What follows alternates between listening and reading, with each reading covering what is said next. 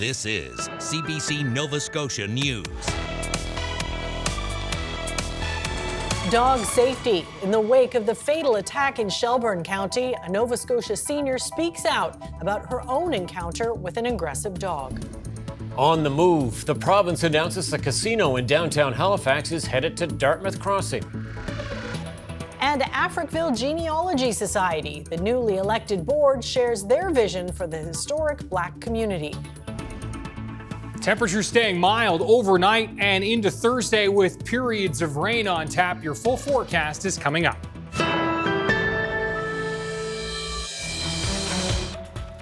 Good evening. For some Nova Scotians, dog safety is top of mind following the death of a teenager who was attacked by 3 large breeds in Shelburne County. The tragedy of Drew Nickerson's death has one senior in Colchester County speaking out after she was bitten by a neighbor's dog. As the CBC's Luke Ettinger reports, the woman didn't initially report the dog's aggressive behavior out of fear of being unneighborly. That's a girl. Good girl. Linda Mattinson says she and her dog Tinley have both had dangerous encounters with one of her neighbor's large dogs north of Truro, but she feared reporting could cause strife in the rural community.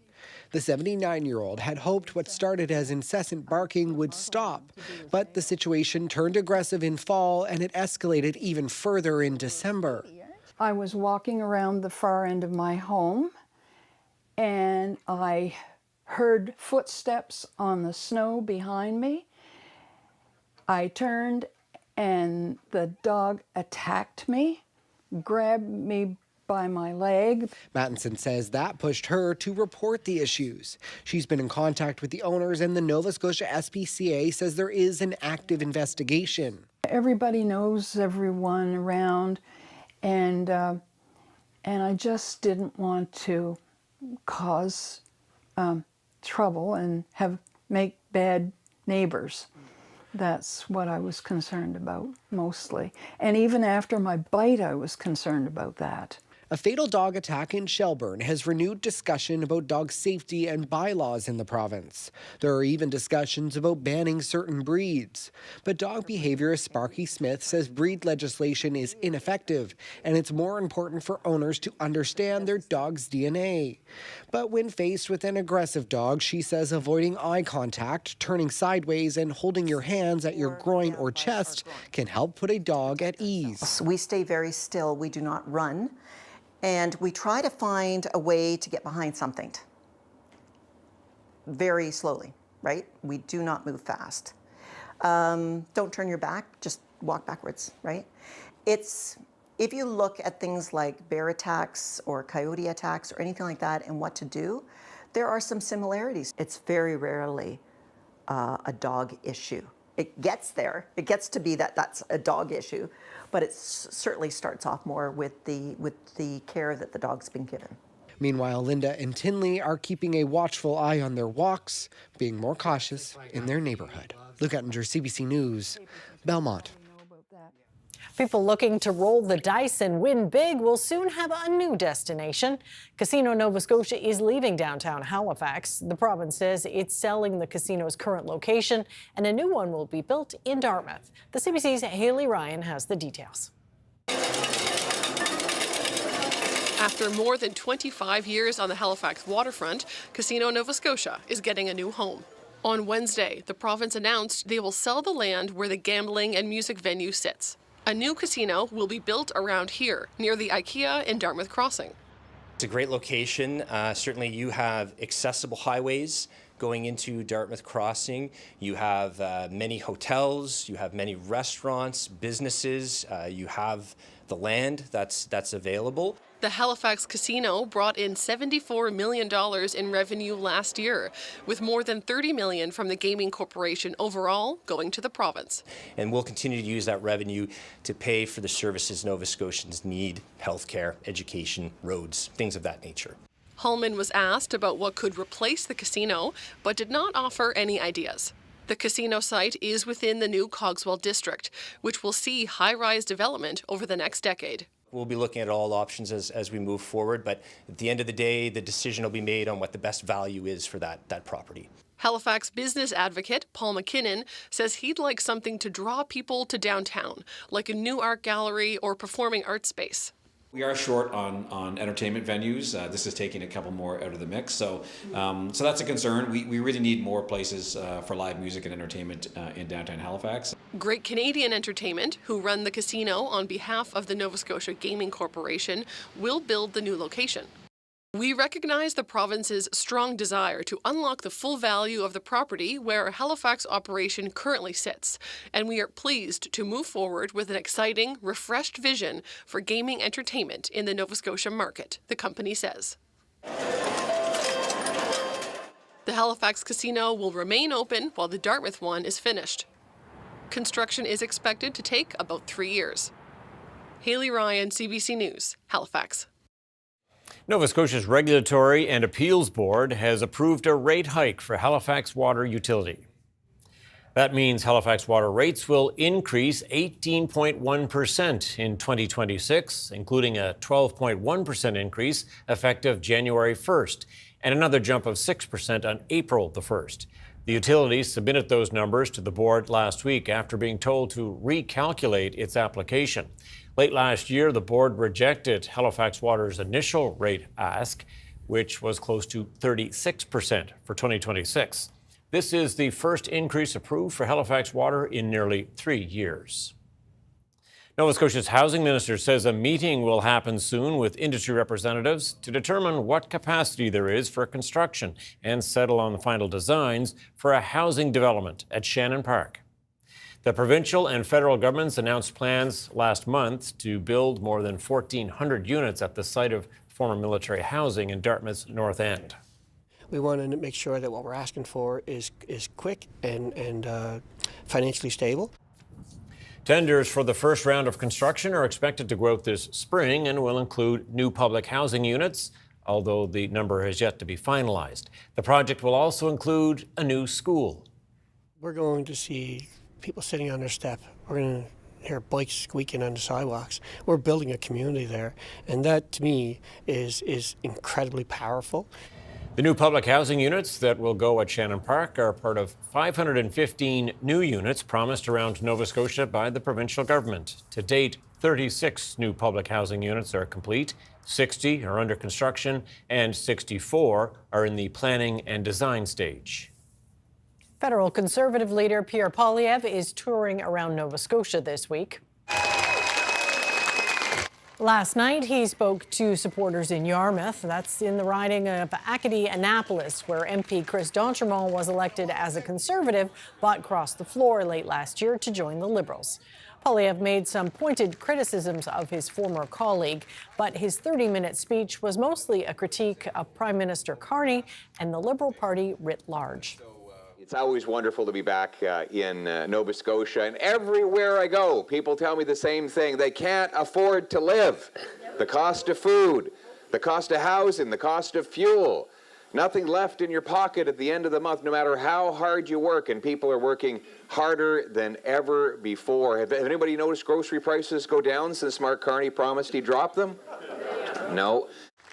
Poilievre continued his tour around southwest Nova Scotia today.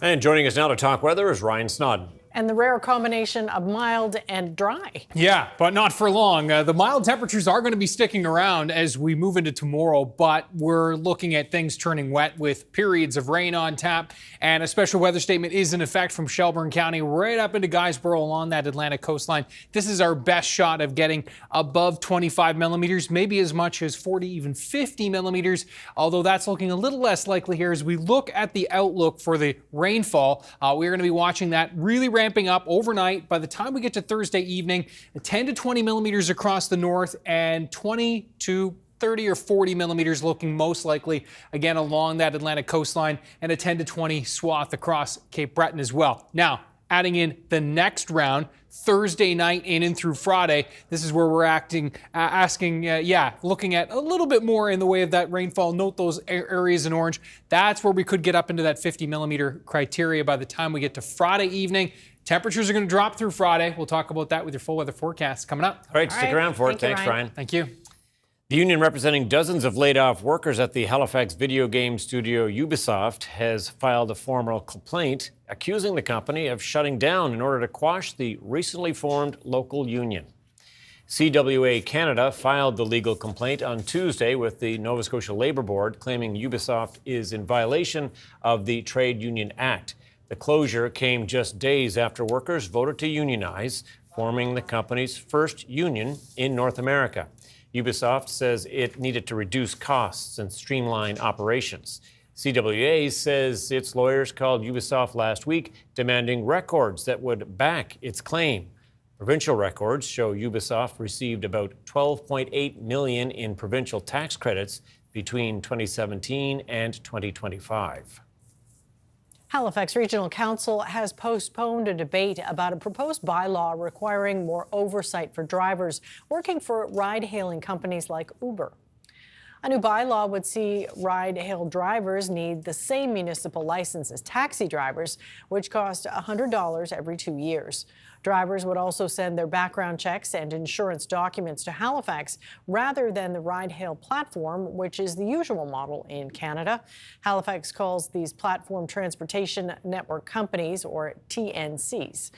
On Tuesday, Council asked staff to come back with a bylaw option that does not include those changes.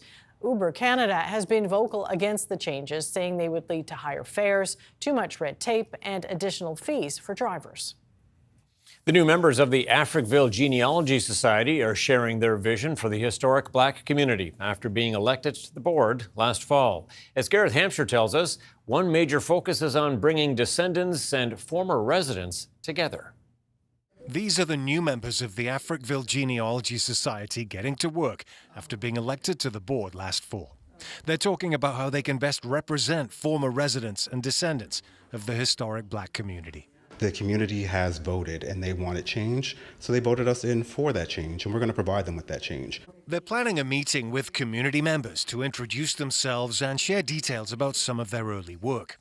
Beatrice Wilkins, who grew up in Africville before it was knocked down in the 1960s, is a part of the team. She served on the previous board and is encouraged to see new members getting involved. Well, younger people are going to keep the society going. They're going to bring new ideas, and they're so techie, which is great, we're not. And they bring all that experience with them, and they listen, and they're smart, and they're in tune with what we came from. There are some key issues they're hoping to make progress on, like bringing public transit to the area, which is now a National Historic Site, to make it safer and more accessible. And a push for possible reparations is still being talked about. The people of Africville were wrongly removed from their land. They were not given adequate compensation, and while they were on that land, they were not treated as equal citizens. And that generational trauma is still being passed down. Sharing their pride and telling the stories of the community are things they're already doing. I just wanted to come on and see if I can lend a helping hand into, sharing that strength and unity. We are a distinctive part of Nova Scotia, and I think the world needs to know that. It's expected details of the community meeting will be announced toward the end of the month, and those who served on the previous board will be invited. Gareth Hampshire, CBC News, Dartmouth. The new Mayflower Curling Club is rocking a greener and more inclusive facility thanks to a $4 million investment from the federal government. The net zero carbon facility in Timberley was completed this past September. It includes a number of energy efficient features such as charging stations for electric vehicles in the parking lot and a roof designed to allow for maximal solar panel installation. The site is also fully accessible. Big hit to center. Ishmael through the middle of the ice, follows up, move her feet. Ishmael, here she comes. Scores! Canada beat Sweden at the Under-18 Women's Hockey World Championship last night in Cape Breton, winning 9-2. The victory put Team Canada at the top of the Group A at the end of the tournament's preliminary round. They'll be looking to keep up that momentum when they take on Finland in the quarterfinals tomorrow. Canada is the defending women's U18 champion and has won 3 of the last 4 tournaments. There's a look at beautiful Victoria Park in Truro. Ryan is up next with the full weather forecast. Do stay with us.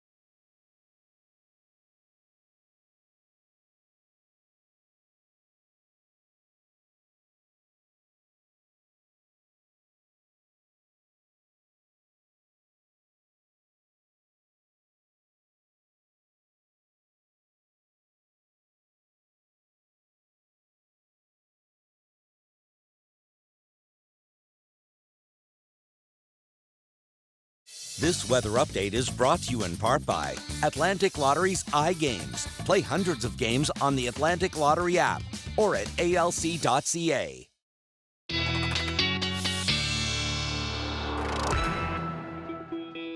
All right, yeah, let's talk about the weather. Temperature's been going up for sure. Mild, but dry at least today. Yeah, that was quite nice. However, yeah, Mother Nature turning on the sprinkler for tomorrow, no question. Really rare to have a day like this where it's warm and dry for this time of year. Have a look at how warm it was. Afternoon temperatures, double digits in the valley. 6 to 9 degrees, kind of widespread. We're going to warm things up even further by the time we get to Thursday. And yeah, coming with the price tag of course, that wet weather. Temperatures are going to drop this evening, no question, and have already dropped. Parrsboro is at 2. It's at 7 and 8 degrees, Kentville and Greenwood. But overnight lows tonight are going to be generally in the mid-single digits, thanks to the southerly winds, which are coming in, sustained in the 10, 15, 20 range right now. And we're not looking at things being too gusty. 30 kilometer per hour gusts in through Sydney and Cape Breton, Westport, also gusting 30 to 40 kilometers per hour. As we look at the satellite and radar picture, a couple of those showers already starting to move through, but this is just the tip of the iceberg with this next real meal deal. This is the appetizer, and the full meal deal here coming along this frontal boundary with these periods of rain that are going to stream up through. We've got some colder air on the backside of the system producing some snowfall across southern Ontario. High pressure moving in, reinforcing the colder air that is moving in. And look at this cold pocket. Minus 25 Churchill, minus 15 in Winnipeg. It is 17 degrees in Calgary right now. Yeah, Chinook, obviously, but this warm setup across the prairies to at Regina, and then that cold pool is going to be pushing its way in. We'll get a taste of it. We'll get a taste of it later Friday into Friday night, but it's not going to be sticking around for very long. That will change mid next week as we will see a more reinforced cold shot. So overnight temperatures tonight, 5 to 8 degrees with the winds southerly, 20 gusting to 40, becoming light across Cape Breton. As we look at the outlook, some scattered showers, but pretty quiet through this evening for the dog walk. And then overnight, that's where we get these rounds of rain starting to build in.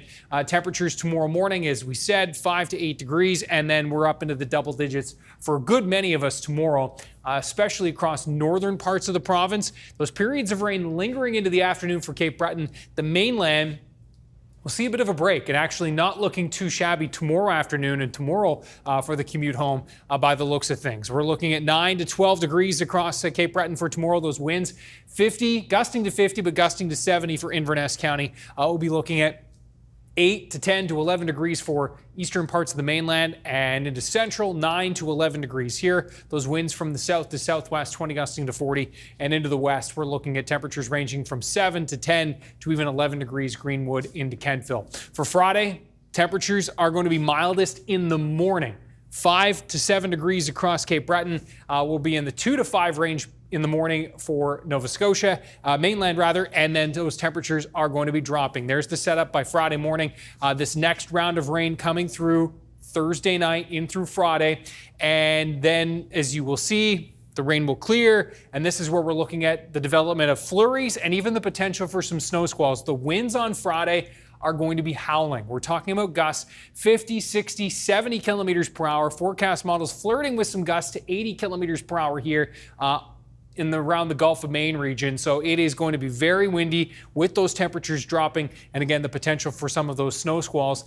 This will move out by the time we get to Friday evening. Now, so this is kind of coming in round 1 and round 2. Round 1 tonight in through Thursday, as we mentioned earlier, 10 to 20 millimeters in the north, 20 to 30 or 40 millimeters in the south.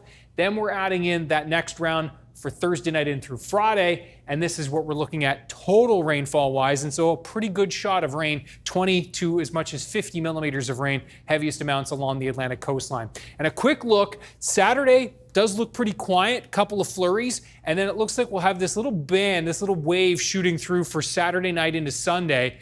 That will be, looks like nothing too significant, some flurries mixed into some showers. This system here, still potentially a storm for later Sunday into Monday, but the forecast models are literally throwing spaghetti at the wall and seeing what sticks at this point. So many ideas, but Sunday into Monday, still circling that one.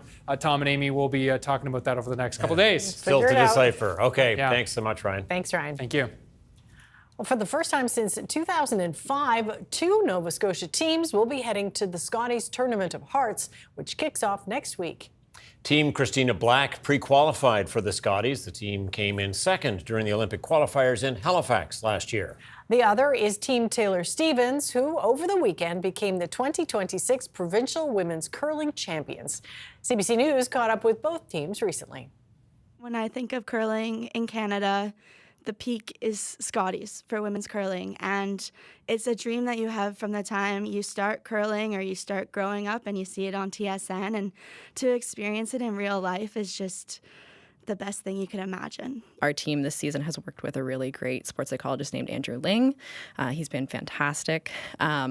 So pretty much for us in the biggest games, we talk about breathing. So we will take deep breaths as individuals. We will take deep breaths all together as a team. But when your heart rate is going that fast, you have to take an extra second and just take a deep breath, because you have to slow yourself down in order to kind of regain control of yourself in those moments. We do try to focus a lot on faceless rocks and not looking too much at our competitors, but it's really nice knowing that Christina just came runner-up at the trials, and we have been playing against Christina for quite a few years, so we know what it takes to beat those top teams, and she's provided the reassurance to Nova Scotian teams that it's possible, so we're just going to try to go out and give everybody our best game. We have so many junior U20, U18 banners in Nova Scotia, and Christina Black's team is just such role models for women in curling in Nova Scotia. Yeah, it's growing every year. There's lots of young girls coming in, and we are so happy that we get to be role models for some of them too. I think the exciting thing is, if you looked at the field of the Provincials Championship this year, a lot of younger teams. There was some junior teams, like the third team that finished third is actually a U20 team. And then you have the two teams in the final, both Isabel Ladisor and Taylor Stevens. You know, they've been to World Junior Championships. They're both, you know, young. So it just shows the future is really strong for the curling in Nova Scotia, and it's really exciting. Yeah. It's amazing. You know, it's something I'm super proud of, that we were able to accomplish that, to pre-qualify for the Scotties. Being a team from Nova Scotia, it's really hard to get one of those pre-qualified spots. It's typically from teams that play a lot more and are from, you know, bigger places than us. But for us to do that, I'm super proud, and I'm really excited. The Scotties is the best event. You know, it's what you're thinking about all year, trying to play in all year. So yeah, just counting down the sleeps at this point before we go. We've been to a national final now, and it's just like one more step up the ladder for us as a team. Because last year we finished third at the Scotties, so you know we want to make that final this year and win it. So that's our goal.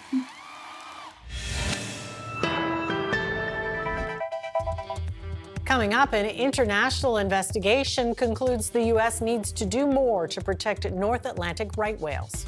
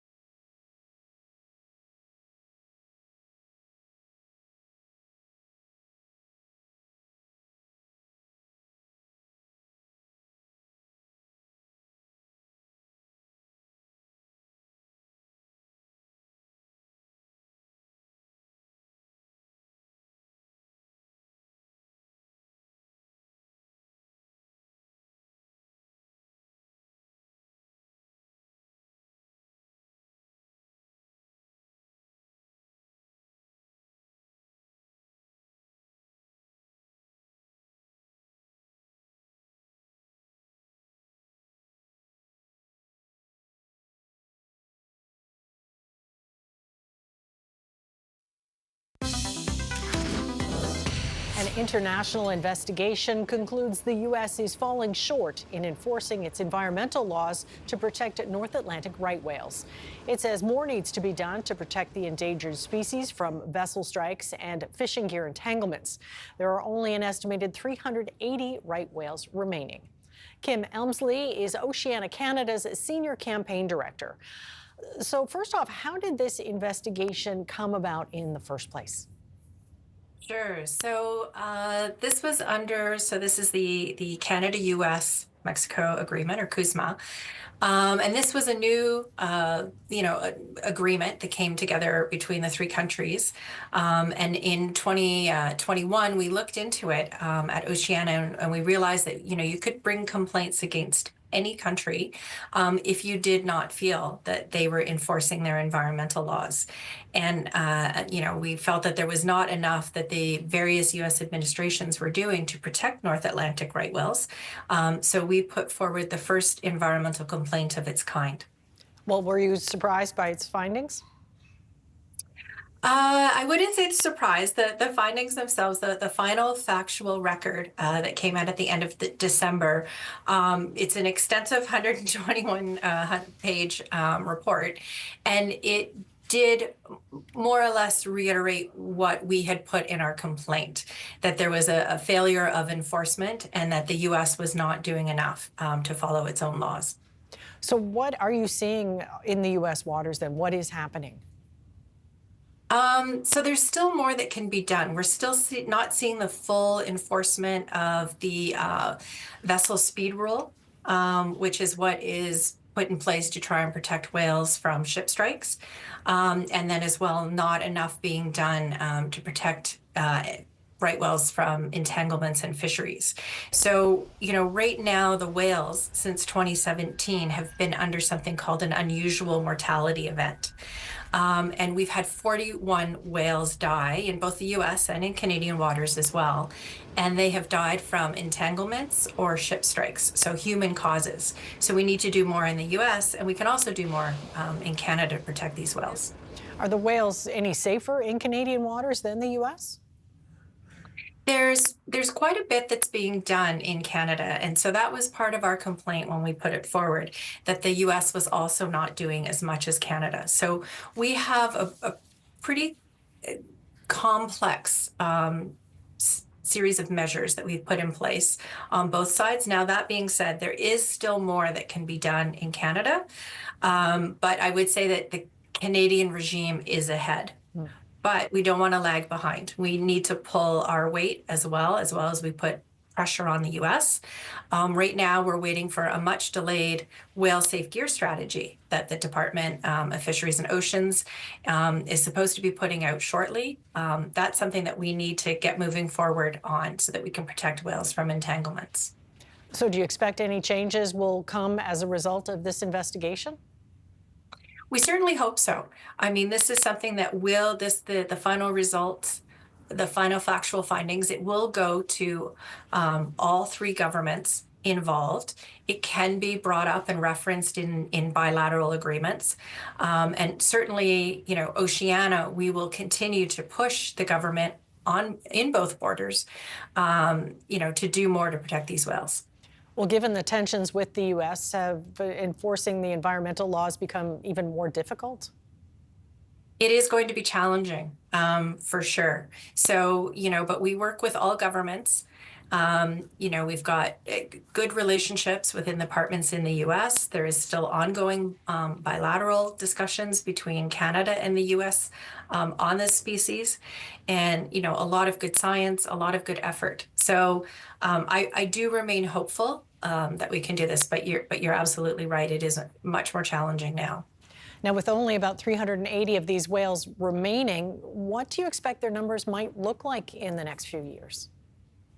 Yeah, so each year in the autumn, we see what the numbers are. The scientists crunch the numbers. And we've started to see a slight uptick in the population. So that is very positive news. This year already, we have 18 calves. Last year, there were only 11. So that is positive news for the species. But again, for an entire species that roams two sides of the border from Florida all the way up into, the Gulf of St. Lawrence, 18 is still a pretty small number. We can, still count them using our hands and fingers and our toes. So we still need to do more, but there is a slight uptick. All right, we'll leave it there. Thank you so much for your time. We do appreciate it. Thank you so much. Coming up, Iran warns it will target U.S. military bases in the Middle East if Donald Trump follows through on his threats to help protesters. And seeking new markets for Canadian goods, Prime Minister Mark Carney kicks off high-stakes trade talks in China.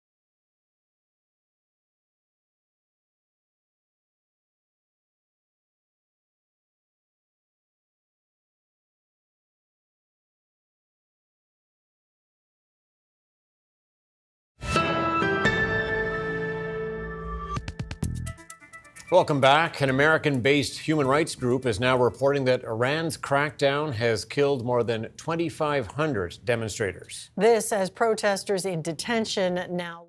Well, Iran's Chief Justice said the Islamic Republic needs to act quickly, saying individuals who beheaded people or burned them in the streets need to be tried and punished as soon as possible. Iran's leadership have repeatedly said terrorists infiltrated protests, killing demonstrators and security personnel, pointing to outside interference from the U.S. and Israel. Meanwhile, relatives of 26-year-old Erfan Soltani feared the regime would make an example of him. He was scheduled for execution today. CNN spoke with a family member who said they were shocked that he was arrested last week. Now, his fate is not known. The deputy director for the U.S.-based human rights group Human Rights Activists in Iran is gravely concerned for the thousands who were arrested during those protests. We have documented over 16,700 arrests. These are people that are being arbitrarily detained in sometimes unknown detention facilities, and they're also being subject to forced confessions. The group says it has also confirmed just over 2,400 protesters were killed. Those protests started at the end of December and spread right across the country. They were originally sparked by economic concerns, but quickly pivoted to calls for regime change.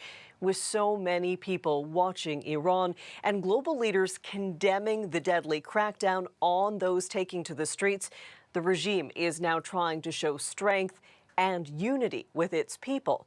Thousands took to the streets in support of the regime. Many held pictures of the supreme leader Ayatollah Ali Khamenei, part of an elaborate state-sponsored funeral procession for security officials killed in the demonstrations. Action is what the director for the Norway-based group Iran Human Rights is calling for. The international community must send a very strong signal, because it seems that they are crossing one red line after the other, and so far they haven't had any consequences. U.S. President Donald Trump still says he could take very strong action in Iran, especially if protesters are executed. Direct diplomatic talks between the U.S. and Iran have broken off. Crystal Gamansing, CBC News, London. Top officials from Denmark and Greenland met Wednesday with members of the Trump administration and said that a fundamental disagreement remains over the fate of the Arctic island. They also pushed back against some of the U.S. president's claims about security issues there. Chris Reyes reports.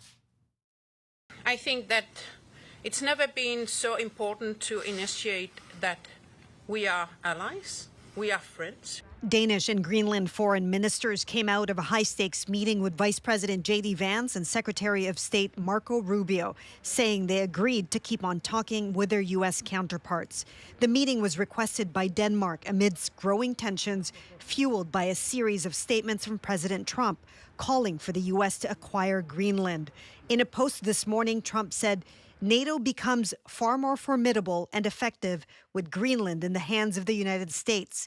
Anything less than that is unacceptable. After the meeting, Trump said this. We have a very good relationship with Denmark, as you know, we'll see. But, we're doing the Golden Dome, we're doing a lot of things, and we really need it. If we don't go in, Russia's going to go in and China's going to go in. And there's not a thing that Denmark can do about it, but we can do everything about it. Denmark and Greenland have increased military presence around the island, with reinforcements from Sweden, Norway, and Germany.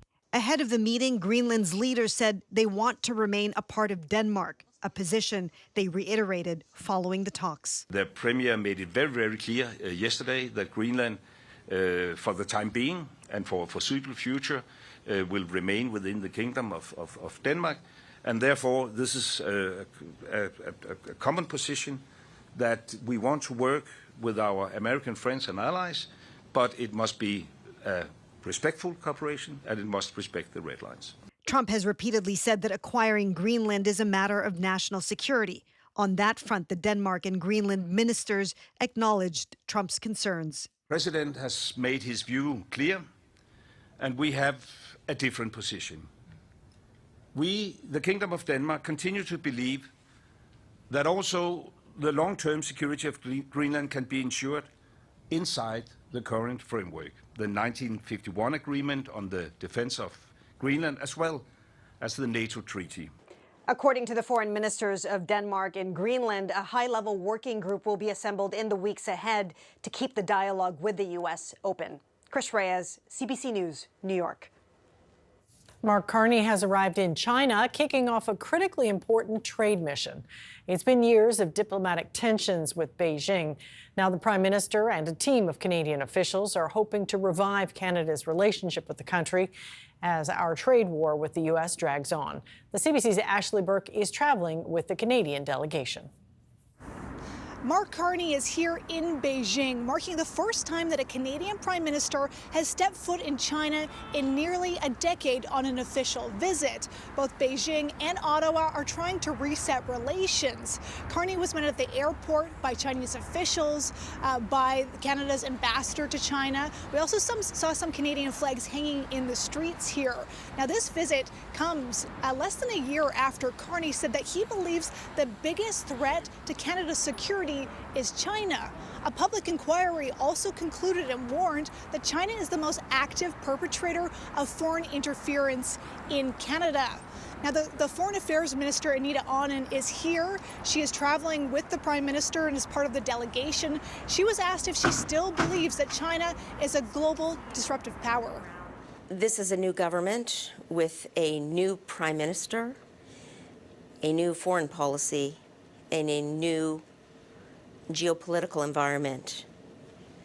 In this moment of economic stress for our country, it is necessary for us to diversify our trading partners and to grow non-U.S. trade by at least 50% over the next 10 years. Part of the government's plan to diversify trade is to try and export more petroleum and liquefied natural gas to markets in Asia, including China. We are told that's something that is going to be discussed here during Carney's 2 days of talks. He'll be speaking to China's president and a series of other officials while here. The government is also facing pressure to get some sort of relief for Canada's agriculture sector, which is being hit by Chinese tariffs, including canola products. A Canadian official says that they are hoping to make progress, that there are active conversations, but they don't believe that during this visit they can get complete elimination of those tariffs. Carney's meetings start on Thursday. Ashley Burke, CBC News, Beijing. New climate data has been released showing 2025 was the third warmest year on record, part of a disturbing new trend. According to researchers, the average global temperature for all of the last 3 years has been about 1.5 degrees above pre-industrial levels. That's the baseline used to track human impacts on temperature. And though 2025 may not have been the hottest year ever globally, the UK endured its hottest year ever recorded. Much of Europe broke summer temperature records, and Nordic countries also soared past various seasonal records. At times, they hit temperatures 10 degrees above average, in heat waves directly linked to climate change. Dry January is in full swing, but new research shows Canadians are drinking more frequently than they did before the pandemic. The CBC's Jamie Strachan has more on troubling trends and the health impacts. Got the sweet notes in there. Name a cocktail and Gail Lynch can likely make it. Booze free. So I'm making a dark and stormy, and you know dark and stormy is rum? It can't be because there's no alcohol. So I'm trying to recreate the flavors. The owner of one of Toronto's only alcohol-free bars, she says her typical clients are cutting back. They're saying, I'd like to live a life where I'm taking care of my body. A new study offers a window into the drinking habits of more than 3,000 Ontarians and confirms some of what Lynch is seeing. Overall, the percentage of adults who've had a drink in the past year is down. There's a slight decrease in the number of people who are drinking alcohol. I do hear that out in social settings, that people are making those reductions. But troubling trends persist. Binge drinking, 5 or more drinks on a single occasion weekly, is slightly up, along with people drinking daily. And symptoms related to high alcohol dependence are higher than before the pandemic. Things like liver disease and cancer, but also saying things you wouldn't want to say, getting into arguments, getting into physical fights, legal issues. The study doesn't fully account for increased availability of alcohol in Ontario, but this expert says it's bad for problem drinkers. Having alcohol more available to consumers, in the same way that we know, lighting a match to a fire has known consequences. But in Ontario and across the country, there's an effort by many to drink less. This is nearly halfway through dry January. Lynch is seeing it firsthand. I think folks are saying, no, don't judge me. I may not do it 100%. And maybe my dry January is the first 2 weeks or the first and the last week. The point is I'm mindfully consuming. Cheers. Cheers. Nearly halfway through dry January, she hopes more people keep it going. And that ginger comes in at the end. At the end, yes. Jamie Strachan, CBC News, Toronto.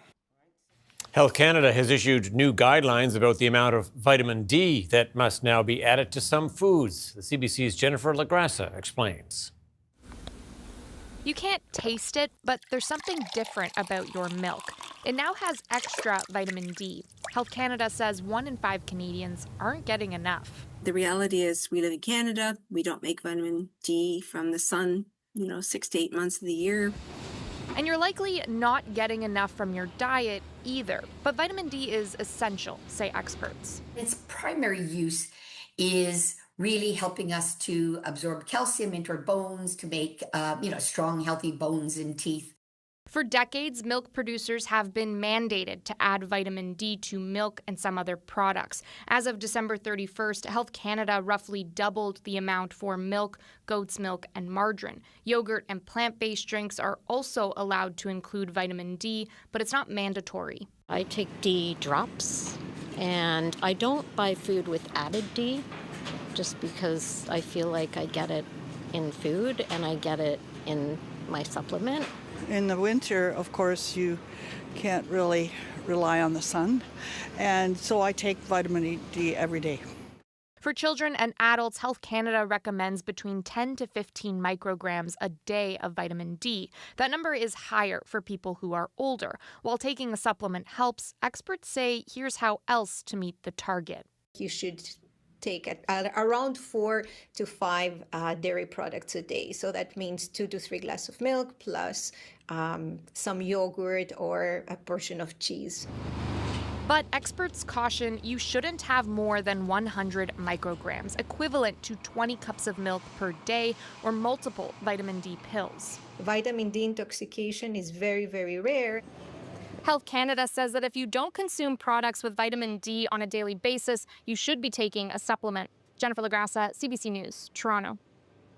Canada's main stock index rose today as gains in the basic materials and energy sectors offset losses in technology, while the U.S. markets lost ground. Here is a look at the numbers as we head to break.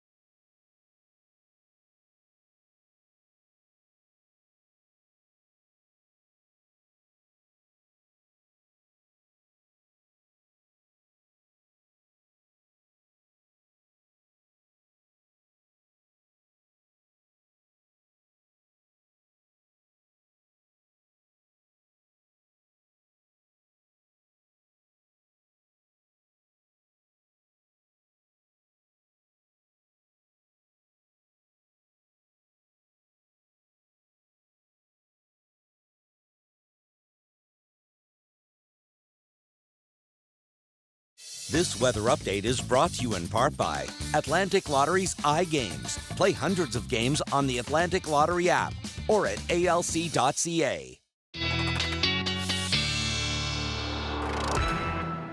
Yeah, so didn't really need the winter jacket today. No, very spring-like. As you had mentioned yesterday, the skiers must be kind of biting their fingernails a bit, especially after the rain that's coming this way. Yeah, for sure. It can't make snow in this weather either. And the rain on top of what's coming will make it more difficult to hold on to what snow is down. But some colder air pushing back in that 7-day forecast, as we will see in just a moment. Have a look at our viewer picture of the day. This one, we're going to zoom in. You talk about warm. It has been warm. And signs of life. Mother Nature's miscommunication there, yeah. Susan Robertson says, the snowdrop's coming up. So this is, definitely a warm stretch here that we're experiencing right now. And a little reality dose coming for those poor snowdrops in the coming days. Temperatures anywhere from 7 to 11 degrees across the province on Thursday. South to southwest winds 20 gusting to 40, except gusting to 50 across the northeast into Cape Breton, and some gusts to 70 for Inverness County. For Friday, these are your highs in the morning. Temperatures 2 to 5 on the mainland, 5 to 7 for Cape Breton. But that is when we head out the door in the morning, and those temperatures will fall as we move into the afternoon. Round 1 coming in tonight, in through tomorrow, will drop 10 to 20 millimeters for northern areas, 20 to as much as 40 millimeters for the Atlantic coastline. And then round 2 coming in with an additional shot of around 10 to as much as 20 millimeters of rainfall. So things are going to add up. Looks like the heaviest amounts with that round 2 are going to be for eastern areas and into Cape Breton. Showers lingering Friday morning, and then we're back to some flurries as temperatures will fall throughout the day on Friday. Isolated flurry chances Saturday. Sunday into Monday remains a little on the uncertain side, and either way, cold looking set to push back mid next week. Indeed. Okay, Ryan, thanks so much. Well, finally tonight, check out this dazzling video. Yeah, impressive, all right. Yeah. An astronaut on board the International Space Station captured the aurora borealis. As you can see, the vibrant colors shimmer and shine above the planet. Also known as the Northern Lights, the auroras are a natural electrical phenomenon caused by charged particles from the sun interacting with atoms in the Earth's atmosphere. Amazing. What a great seat the astronauts have for that view. High above. Sure. That's it for us tonight. Thanks for watching. We'll see you next time. Good night. Good night.